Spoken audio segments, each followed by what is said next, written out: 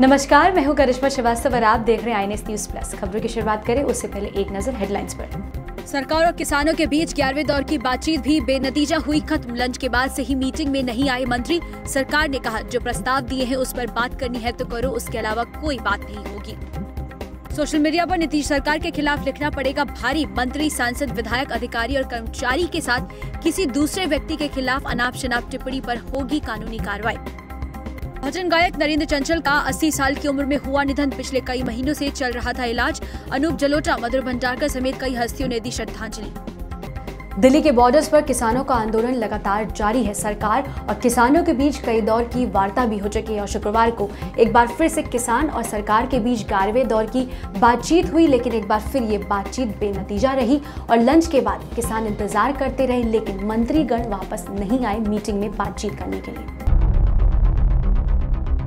कृषि कानून पर केंद्र सरकार और किसान संगठनों के बीच 11वें दौर की बातचीत भी बेनतीजा रही। आज की बैठक पिछली 10 बैठकों से काफी अलग रही। आज की बैठक में सरकार ने किसानों से कहा कि हम इससे बेहतर कुछ नहीं कर सकते। सरकार और किसानों के बीच अगली बातचीत की तारीख भी आज तय नहीं हुई है।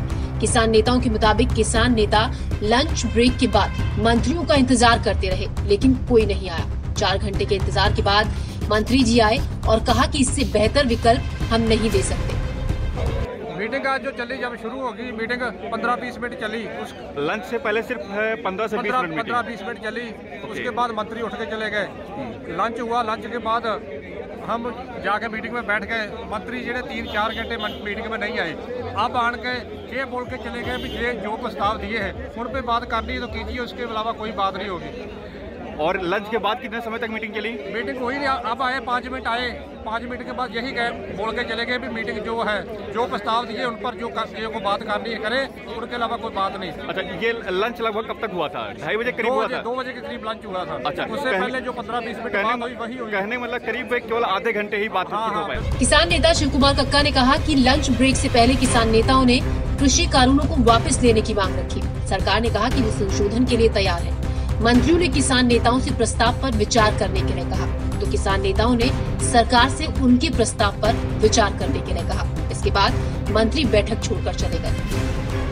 यहाँ से जाने के बाद में जो हमारे मेंबर्स को दिक्कतें आई, पुलिस के द्वारा गाड़ियाँ रोकी गई, परेशान किया गया, मंत्री जी को उनसे अवगत कराया। ये रवैया आपका ठीक नहीं है। पुलिस हमको बैठक में आने से रोकती है, आगे से हम बैठक में आने में विचार करेंगे। एक दूसरा ये कि हमने कहा कि हमारा जो आपने प्रस्ताव दिया था वो हमारे किसानों को स्वीकार नहीं, इसलिए 3 कानून पर हमारे किसान डटे हुए हैं। तो उन्होंने कहा कि आप सुधार की बात हम हमेशा करते रहे हैं, तो एक काम करते हैं, आप भी चर्चा करिए, हम भी चर्चा करते हैं, आप यहाँ बैठिए, हम कहीं और बैठेंगे। और इतना कह के 18-20 मिनट बाद मंत्री जी अपनी टीम के साथ चले गए। जब से अभी तक लौट कर नहीं आए हैं, किसान उनका इंतजार कर रहे हैं। Thank you.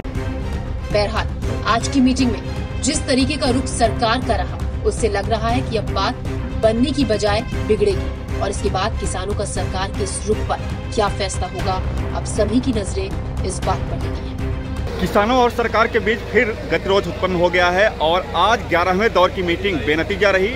ये मीटिंग दूसरी सभी मीटिंगों से इसलिए अलग रही, सिर्फ करीब आधे घंटे तक ही चर्चा हो पाई लंच के पहले, और लंच के बाद नहीं बातचीत हो पाई।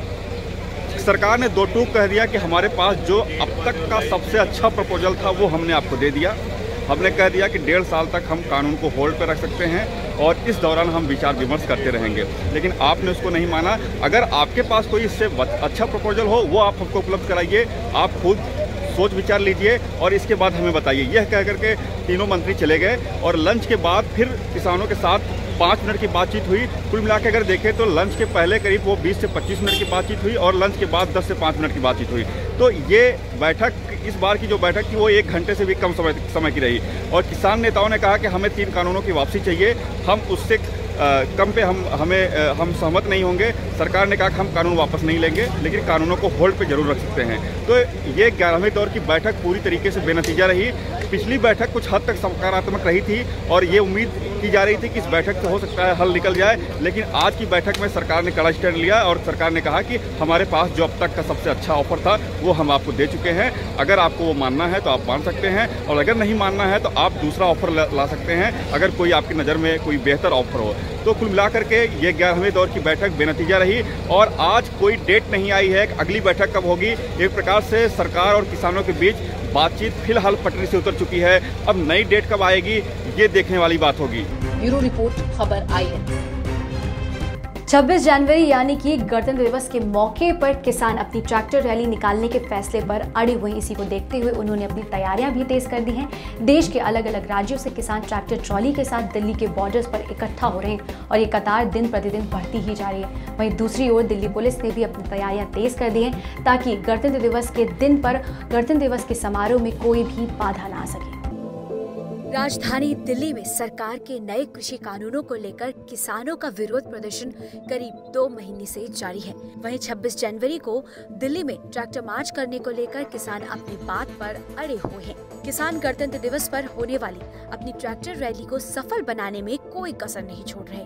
अगर आप सिंघू बॉर्डर से आगे पानीपत, करनाल, कुरुक्षेत्र, चंडीगढ़ की तरफ चलते जाएंगे तो आपको लगातार उस तरफ से ट्रैक्टर आते हुए नजर आएंगे।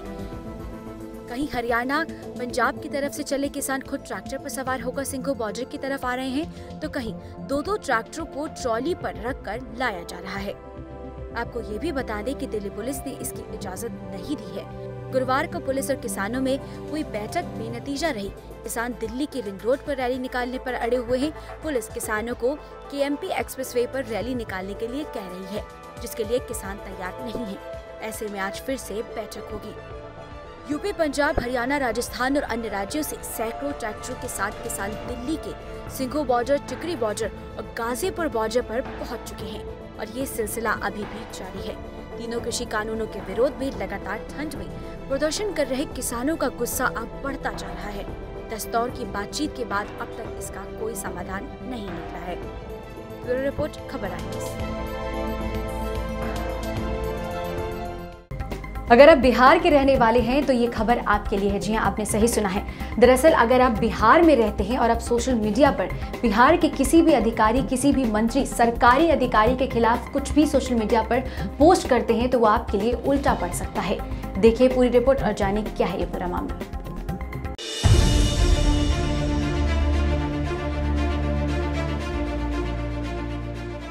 बिहार में अब से आप सोशल मीडिया पर सरकार, मंत्री, सांसद, विधायक और सरकारी अधिकारियों के खिलाफ आपत्तिजनक, अभद्र टिप्पणियां करते हैं तो आप पर सख्त कार्रवाई की जा सकती है।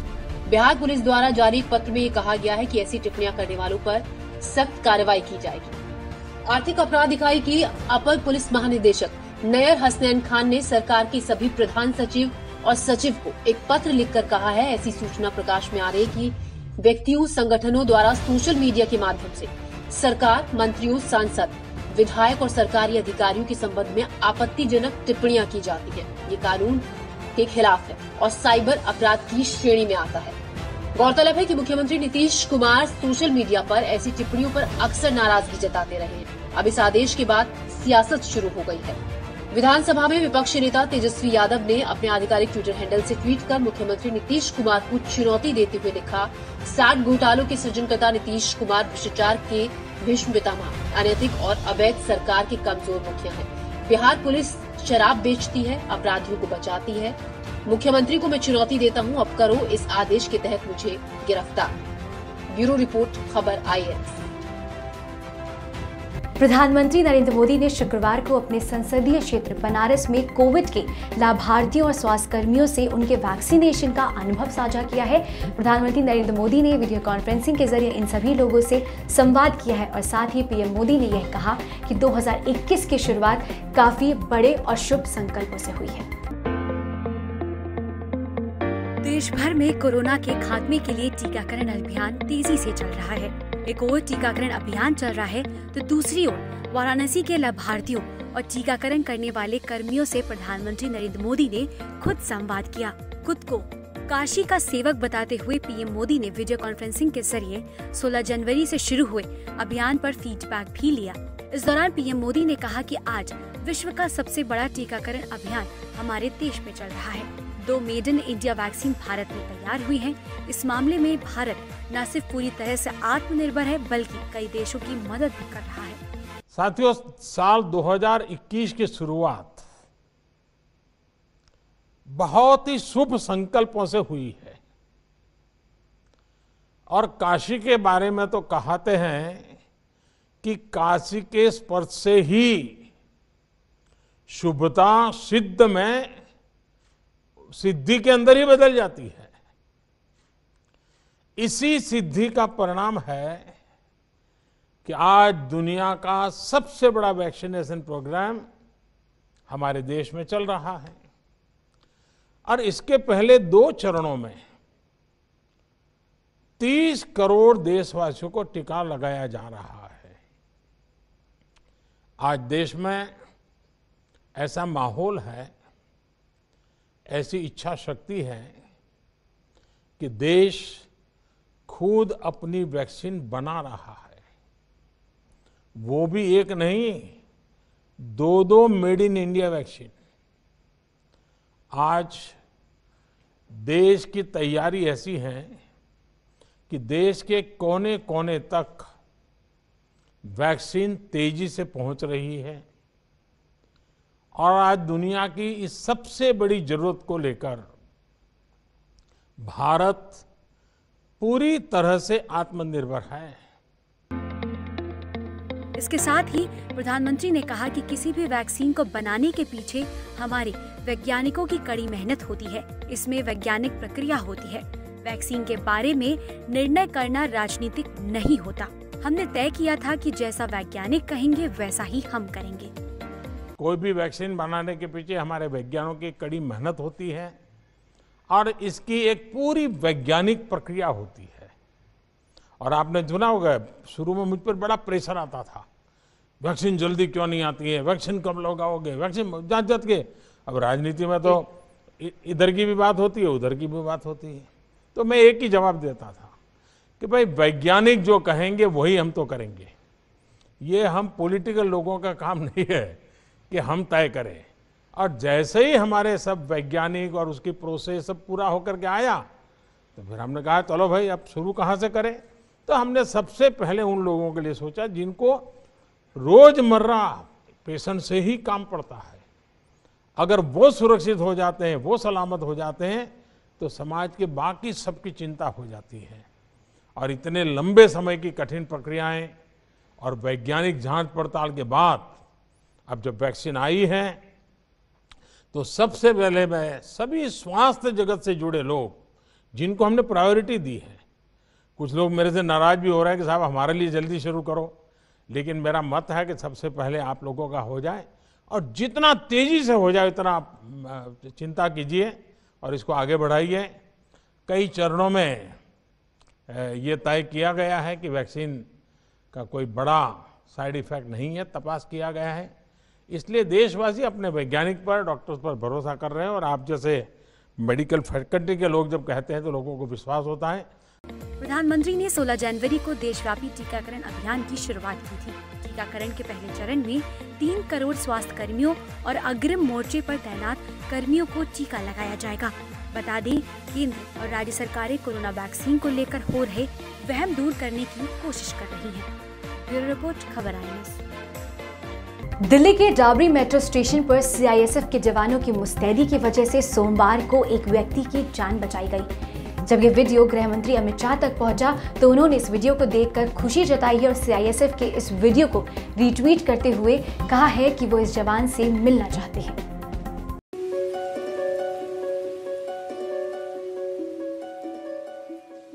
देश के जवान देश की रक्षा करने के साथ साथ आम लोगों की सेवा के लिए हमेशा आगे रहते हैं। चाहे सीमा पर तैनात जवान हो या फिर मेट्रो स्टेशन पर तैनात, वो हमेशा सेवा के लिए तत्पर रहते हैं। दरअसल दिल्ली मेट्रो की डाबरी मोड़ मेट्रो स्टेशन पर बीते दिनों एक व्यक्ति की तबीयत अचानक से खराब हो गई थी, जिसे वहां खड़े CISF के जवान ने तुरंत मदद पहुंचाई और उसकी जान बचा ली। जवान के इस शानदार काम से केंद्रीय गृह मंत्री अमित शाह भी खुश हुए और उन्होंने जवान से मिलने की इच्छा जताई है। शुक्रवार सुबह अमित शाह ने एक वीडियो रिट्वीट किया जिसमें उन्होंने इसकी जानकारी दी। अमित शाह ने अपने ट्वीट में लिखा, अभी इस वीडियो को देखा, जवान की ओर से देश के प्रति इस भावना को वो सलाम करते हैं। मैंने CISF के DG से बात की है और इस जवान से मिलने की इच्छा व्यक्त की है जिसने एक इंसान की जान बचाई है। 18 जनवरी को CISF के ट्विटर हैंडल पर ये वीडियो डाला गया था। जानकारी के मुताबिक दिल्ली के डाबरी मोड़ मेट्रो स्टेशन के पास सत्यनारायण नाम के व्यक्ति को अचानक सीने में दर्द उठा और कुछ सेकंड बाद वो लड़खड़ाते हुए वहीं गिर गए, जिसके बाद तुरंत वहां मौजूद जवान ने उन्हें CPR दिया। फुर्ती से लिए गए एक्शन के कारण ही उनकी जान बच पाई, जिसके बाद उन्होंने जवान का धन्यवाद किया। ब्यूरो रिपोर्ट, खबर INS। आज के INS न्यूज प्लस बुलेटिन में इतना ही। इजाजत दीजिए, नमस्कार।